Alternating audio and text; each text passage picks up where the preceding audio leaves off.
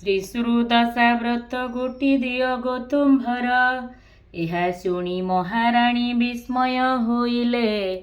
ଶ୍ରୀସୁଦଶା ବ୍ରତ ଦେବୀ ନୁହଁଇ ବୋଇଲେ। ଏହି ବ୍ରତ ଗୋଟି ଅନ୍ୟକୁ ଯେ ନ ଦିଅନ୍ତି, ବ୍ରତ ଦେଲେ କନ୍ଧରୁ ସେ ଲକ୍ଷ୍ମୀ ଛାଡ଼ି ଯାନ୍ତି।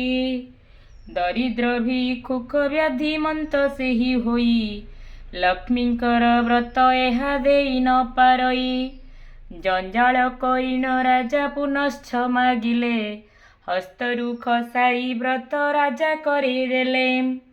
ବ୍ରତ ପାଇ ମହାରାଜା ବେଗେ ଚଳିଗଲେ, ବ୍ରାହ୍ମଣୀ ହସ୍ତରେ ବ୍ରତ ନୀଣ ସେ ଦେଲେ।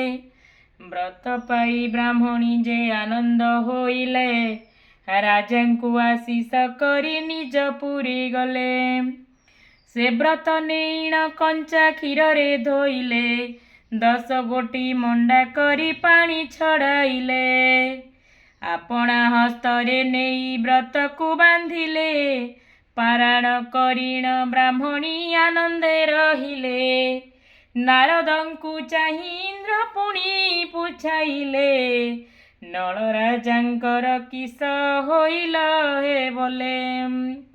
ନାରଦ ବୋଇଲେ ଶୁଣ ଇନ୍ଦ୍ର ମନ ଦେଇ, ନଳ ରାଜାଙ୍କ ବିପତ୍ତି କହିଦେବି ମୁହିଁ।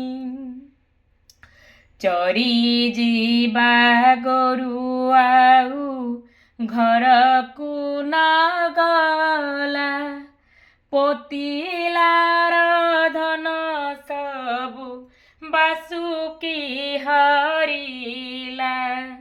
ଧାନ ଚାଉଳ ତ ସବୁ ବସି ଯେ ଖାଇଲେ, ଶତ୍ରୁ ଆସିଣ ରାଜ୍ୟରେ ଉପଗତ କଲେ। ରାଜା ରାଣୀ ଅନ୍ନ ବସ୍ତ୍ର କିଛି ନ ପାଇଲେ, ରାଜାଙ୍କୁ ରାତ୍ରରେ କାଳ ପୁରୁଷ ଡାକିଲେ। କାଳ ପୁରୁଷ ଡାକିଲେ।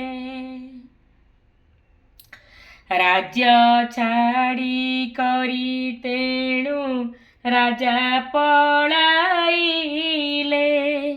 ରାଜେ ଥିଲେ ରାଜା ନିଶ୍ଚୟ ମରିବେ। ଏହା ଶୁଣି ନଳ ରାଜା ଚେତିଣ ଉଠିଲେ। ମହାଦେଇ ପାଶେ ଯାଇ ସକଳ କହିଲେ, ଚାଲ ତୁମ୍ଭ ପିତା ଘର ଯିବା ହେ ପଳାଇ। ଏହା ଶୁଣି ମହାଦେଇ ସନମନ୍ତ କଲେ। ସଭା ଚନ୍ଦ୍ର କୁମାରକୁ ହକାରି